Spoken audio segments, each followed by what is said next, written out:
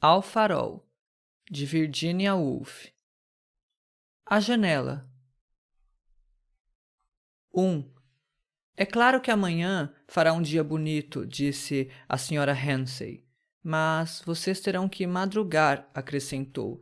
Essas palavras trouxeram uma extraordinária alegria a seu filho, como se a excursão já estivesse definitivamente marcada, após a escuridão de uma noite e a travessia de um dia. O desejo, por tantos anos aspirando, agora era tangível. James Hensey, sentado no chão enquanto a mãe falava, recortava gravuras do catálogo das lojas do Exército e da Marinha. Mesmo aos 6 anos de idade, pertencia ao número daqueles que não conseguem separar um sentimento do outro, mas, ao contrário, deixa que as expectativas futuras, com suas alegrias e tristezas, toldem o que no momento está ao alcance da mão. Para tais pessoas, ainda na mais tenra idade, qualquer oscilação de sensações tem o poder de cristalizar e fixar o momento em que repousam, misturadas, alegria e tristeza. Assim é que James Hensey emprestava à fotografia de uma geladeira uma felicidade beatífica. Cercava de alegria o carrinho de mão, o cortador de grama, o som dos álamos, folhas branqueando antes da chuva, gralhas grasnando, o raspar de vassouras, vestidos roçando. Tudo isso era tão colorido e distinto em sua mente que ele já tinha seu código particular, sua linguagem secreta, embora fosse a imagem da mais pura e inflexível severidade, testa alta, arrogantes olhos azuis, impecavelmente cândido, recriminativo ao deparar com alguma fraqueza humana, observando-o assim a guiar a tesoura com precisão em torno da geladeira. Sua mãe imaginou-o num tribunal com uma rútila toga de arminho, ou talvez dirigindo uma empresa durante uma crise financeira. Mas o dia não ficará bom, disse o pai, parando em frente à janela da sala de visitas. Se houvesse um machado, um atiçador ou qualquer outra arma à mão que abrisse uma fenda no peito do pai e por onde a vida se escoasse, James a teria empunhado naquele instante. Tais eram os extremos de sua emoção que o Sr. Hensey despertava no íntimo dos filhos apenas com sua presença. Ali estava de pé, o perfil agudo, com uma faca e estreito como sua lâmina, sorrindo sarcasticamente, não apenas pelo prazer de desiludir o filho e lançar sua mulher, que era 1000 vezes melhor do que ele, pensou James, no ridículo, mas, sobretudo, por causa da certeza íntima que tinha da exatidão de seus julgamentos. O que ele dizia era verdade, era incapaz de mentir, nunca interferia em alguma coisa ou se pronunciava de modo a dar um pouco de prazer a qualquer mortal, e muito menos a seus filhos que, desde a infância, ficavam sabendo que a vida é árdua, os fatos inflexíveis e que a passagem para essa terra fabulosa onde nossas esperanças mais brilhantes se extinguem e nossas frágeis críticas malogram na escuridão, exige, acima de tudo, concluiria o Sr. Hensey, empertigando-se e franzindo os olhos azuis na direção do horizonte, coragem, lealdade e perseverança. Mas talvez fique bom, pelo menos espero, disse a Sra. Hensey impacientemente, ao dar um ponto na meia castanha que tricotava. Se a terminasse nessa mesma noite, e afinal fossem mesmo ao farol, seria dada ao filho do faroleiro, que estava ameaçado de tuberculose, além de uma pista de revistas velhas e um pouco de fumo. Tudo o que encontrassem, atirado pelo chão, desarrumando a sala e que realmente ninguém quisesse para si, seria dado àquela pobre gente que devia morrer de tédio sentada o dia inteiro sem nada para fazer, a não ser limpar a lâmpada, acender o lume e revolver um pequeno jardim. Faria qualquer coisa para alegrá-los, pois como poderia alguém gostar de ficar trancado um mês inteiro num rochedo perdido no meio do mar? E ainda mais, se o tempo estivesse ruim, perguntou-se ela. Não receber cartas ou jornais, não ver ninguém sendo casado, não ver a mulher, não saber como estão os filhos, se adoecem, se caíram e quebraram a perna ou o braço.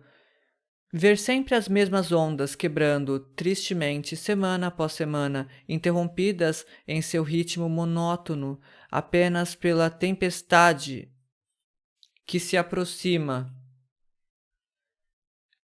e cobrindo as janelas de espuma, atirando os pássaros de encontro ao farol, estremecendo tudo, impedindo as pessoas de saírem, com medo de serem varridas para o mar.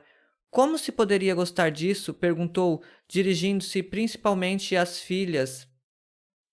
Acrescentou então, num tom bastante diferente, que as pessoas precisavam levar-lhes todo o conforto possível. É justamente o oeste, disse Tansley, o ateu que compartilhava do passeio noturno do Sr. Ramsay pelo terraço, mantendo os dedos ossudos afastados para que o vento soprasse por entre eles. Isso significava que o vento soprava da pior direção possível para se atracar no farol.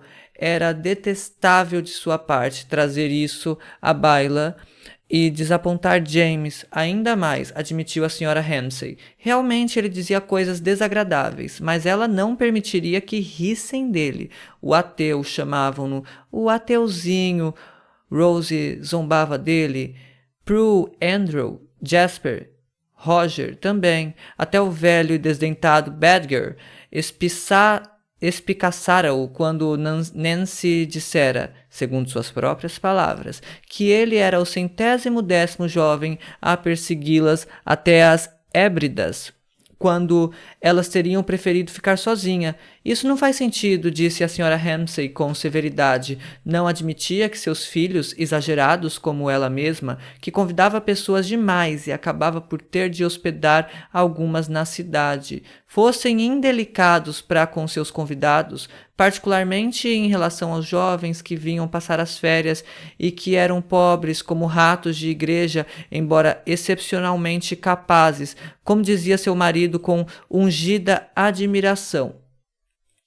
Sem dúvida alguma, tinha sob sua proteção a totalidade do sexo que não era o seu, por razões que não conseguia explicar pelo cavalheirismo dos homens, seu valor pelo fato de negociarem tratados, governarem a Índia, controlarem finanças, ou mais, possivelmente por certa atitude em relação a ela, que nenhuma mulher poderia se eximir de achar agradável, algo de leal, inocente e respeitável que, em sua idade, poderia receber de um jovem sem perder a dignidade, enquanto as jovens, rogava aos céus, não se desse o mesmo com suas filhas. Não viam o verdadeiro e recôndito valor disso. Ela se voltou para Nancy, dizendo com severidade: ele não as perseguira, fora convidado.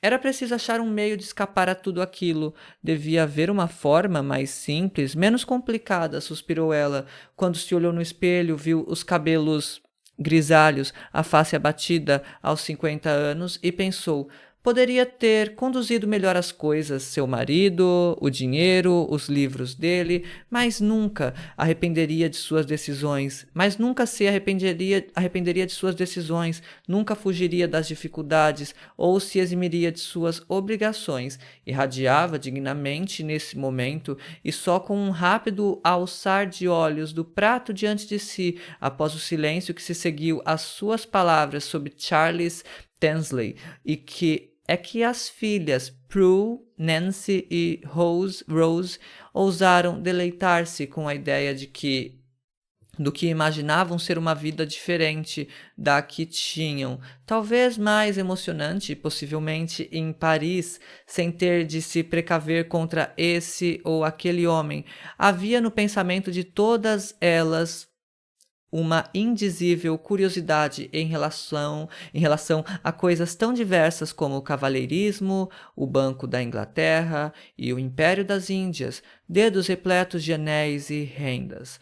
Havia nisso para todas elas um pouco de essência da beleza que enchia seus jovens corações de anseios pela masculinidade e as fazia, enquanto se sentavam à mesa sob os olhos da mãe, respeitar a extrema severidade e cortesia com que as advertira sobre o desprezível ateu que as tinha perseguido na ilha de Skye, ou, falando mais precisamente, fora convidado para ficar com elas. Tal advertência fora feita com a mesma dignidade com que uma rainha tiraria da lama o pé imundo de um mendigo para lavá-lo.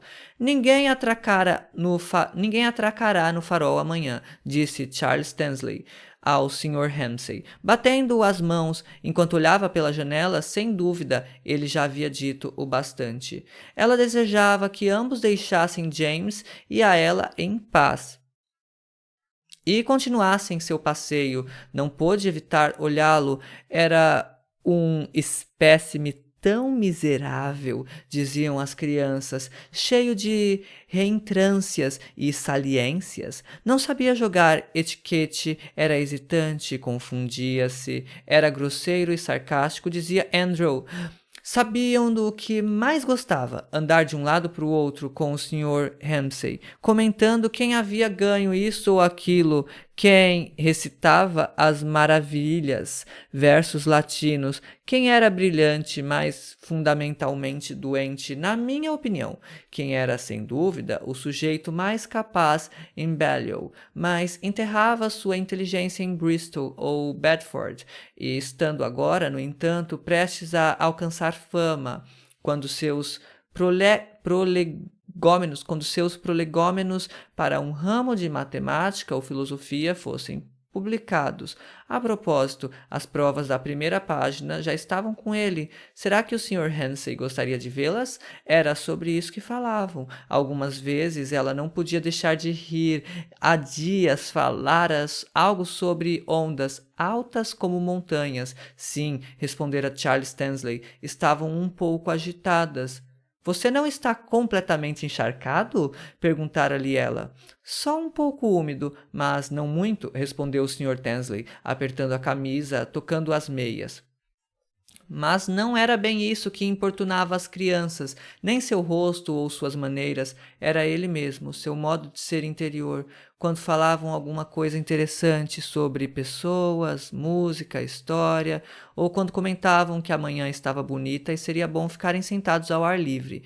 Charles Tansley não se dava por contente enquanto não mudasse completamente o rumo da conversa e os exasperasse com sua mania de esmiuçar tudo. Estava sempre falando de galerias de arte e perguntando se gostavam de sua gravata. Só Deus sabe como sua gravata é detestável, dizia Rose, desaparecendo da mesa logo após a refeição, furtivos como gazelas. Os 8 filhos da Sra. Ramsay procuravam seus quartos, o único lugar seguro na casa em que poderiam conversar sobre qualquer coisa: a gravata de Tansley, a carta da reforma, aves marinhas, borboletas ou pessoas. Enquanto isso, numa dessas mansardas, separadas uma das outras por uma simples tábua que permitia ouvir cada passo, ou os soluços da moça suíça que chorava pelo pai que morria de câncer num vale dos Grisons, o sol se despejava, iluminando raquetes, flanelas, chapéus de palha, tinteiros, tubos de tinta, escaravelhos e crânios de pequenos pássaros, fazendo desprender-se de longas tiras encrespadas de algas presas à parede um odor de sal e ervas, o mesmo que se desprendia das toalhas de banho carregadas de areia.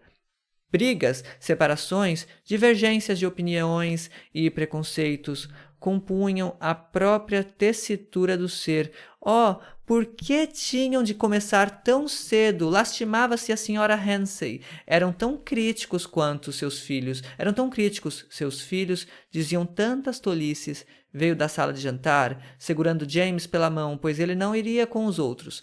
Parecia-lhe tão sem nexo inventar divergências quando as pessoas já as tinham em demasia. As divergências reais são mais que suficientes, pensou, de pé, junto à janela da sala de visitas. Nesse momento pensava nos ricos e nos pobres, nos nobres e nos plebeus.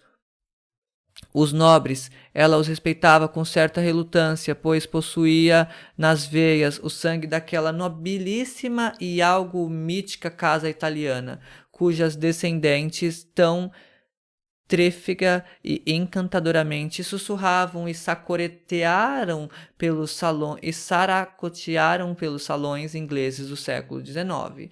Delas herdara a inteligência, a maneira de ser e o gênio, não dos vadios ingleses ou dos frios escoceses. Preocupava-se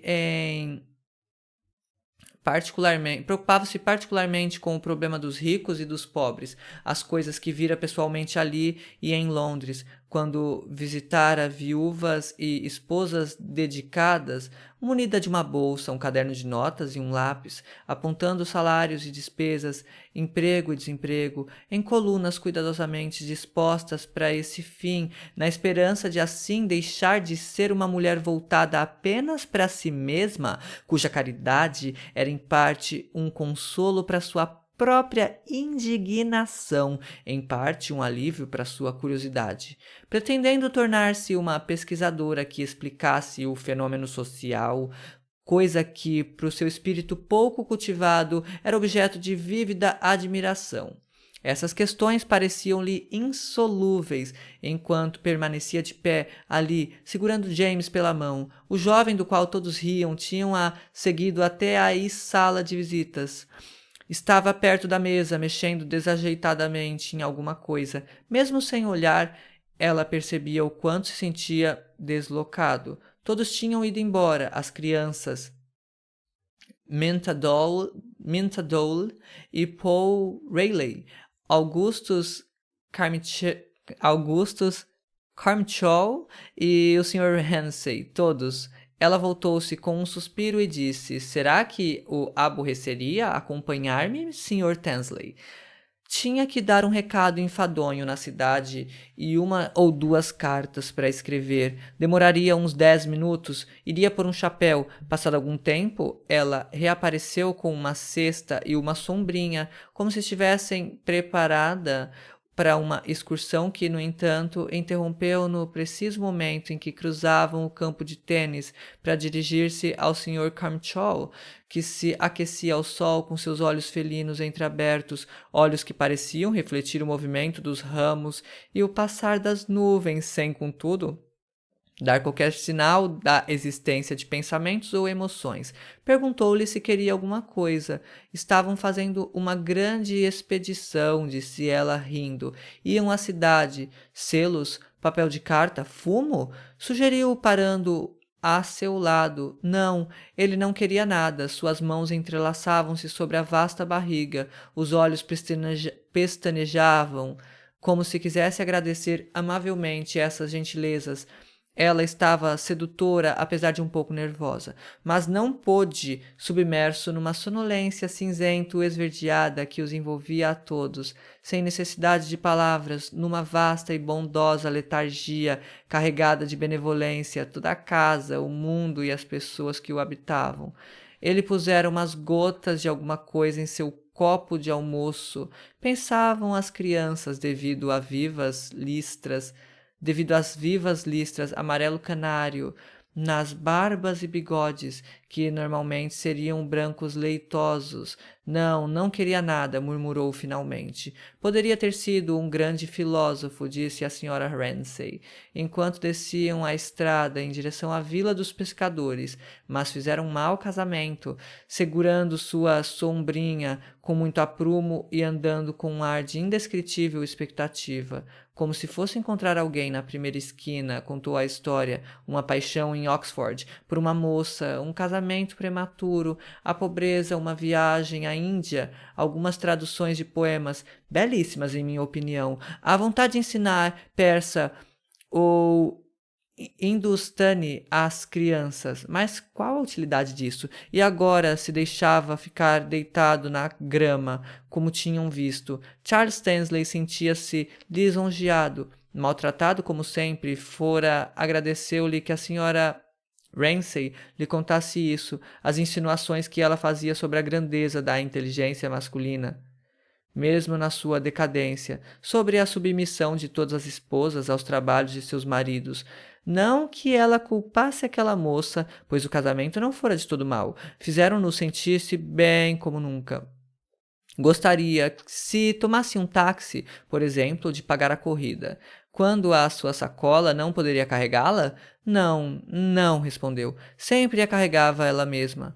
E foi isso que ela fez. Sim, isso e muitas outras coisas, particularmente algo que o exaltava e perturbava por razões que não saberia dizer. Gostaria que o visse de bata e capuz, andando numa procissão, uma colegiatura, um professorado. Sentia-se capaz de qualquer coisa e imaginava-se. Mas o que estava ela olhando? Um homem colando um cartaz. A enorme folha de papel pendente alisava-se e cada golpe da brocha revelava pernas, arcos, cavalos, brilhantes tonalidades de verde e vermelho, lindamente suaves, até que a metade do muro ficou coberta com o anúncio de um circo, uma centena de homens a cavalo, 20 focas amestradas, tigres, esticando o pescoço, pois era míope. Ela leu: visitará essa cidade. Era um trabalho terrivelmente perigoso.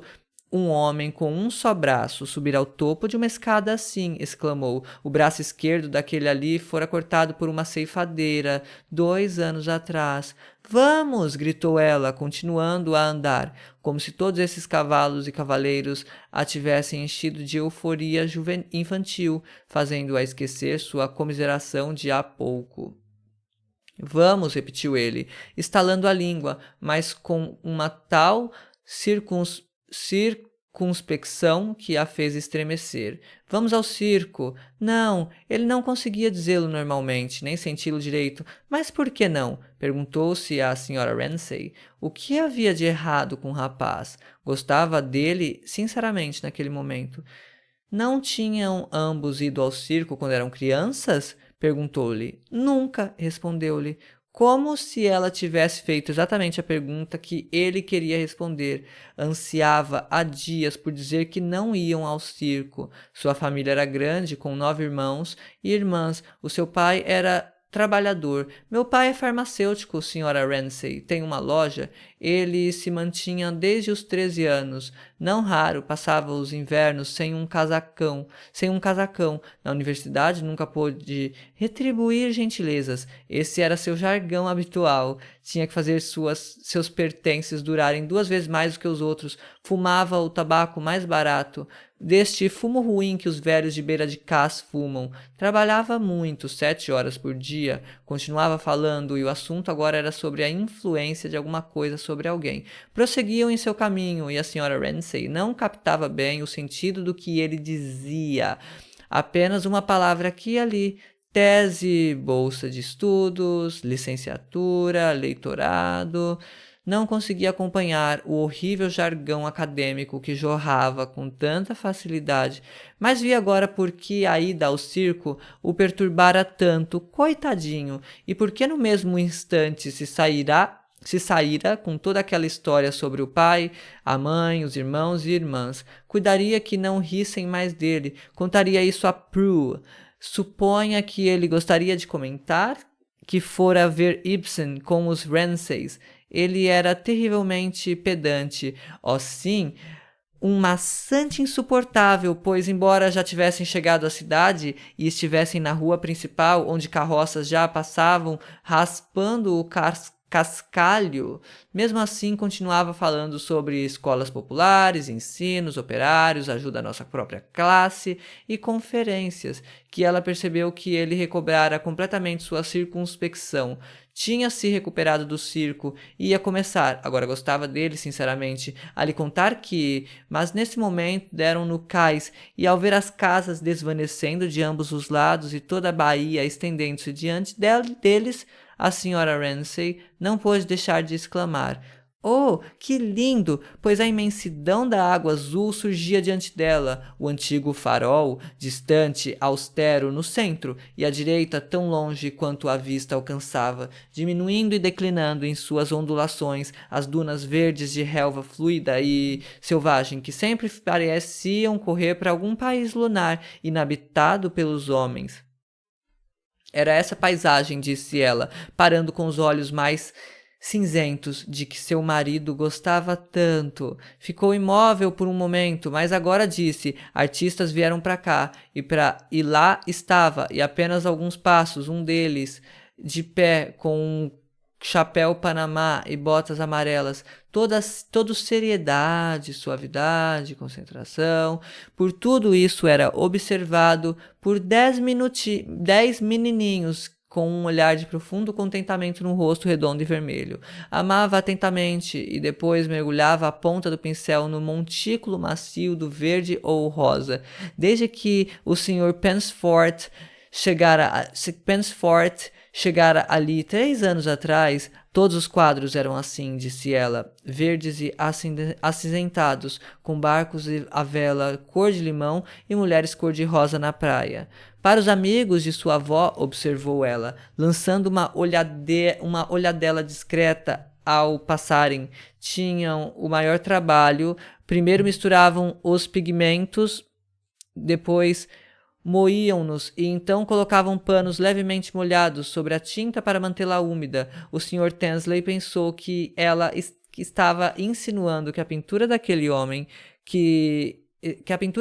estava rala. Foi isso que disse? As cores não pareciam sólidas. Foi isso que disse? Sob a influência de extraordinária emoção que começara no jardim, quando quisera segurar sua sacola, e crescera durante todo o passeio, aumentando na cidade quando chegara a contar-lhe tudo sobre si mesmo e tudo o que conhecera até então. Chegava a ver tudo um pouco deformado, era terrivelmente estranho. Ali estava ele de pé na sala da casinha acanhada, onde ela o trouxera, esperando-a enquanto ia um instante ao segundo andar, ver uma mulher. Ouvia seu passo rápido em cima. Ouvi sua voz alegre, logo depois baixa, guardanapos e caixas de chá e as sombras dos globos enquanto esperava, bastante impaciente, ansioso por voltar para casa e decidir a levar a sacola dela. Então ouvi-a sair, fechar a porta, dizer que deveriam manter as janelas abertas e as portas fechadas. Devia estar falando com uma criança. De repente surgiu, parando por um instante em silêncio, como se estivesse representando em cima e por um momento permanecesse parada, agora quase imóvel, diante do quadro da Rainha Vitória, com a ordem azul e jarreteira. De repente descobriu, era a pessoa mais bela que conhecera. Com estrelas nos olhos e véus no cabelo,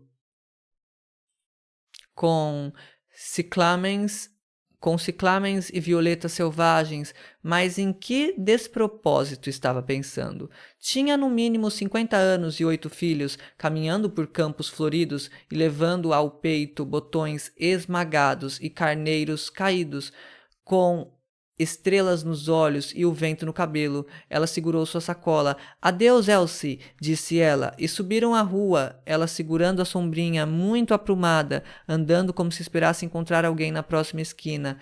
Pela primeira vez em sua vida, Charles Tansley sentiu um orgulho extraordinário. Um homem escavando num bueiro parou de cavar e olhou-a, deixando o braço tombar, e olhou-a. Charles Tansley.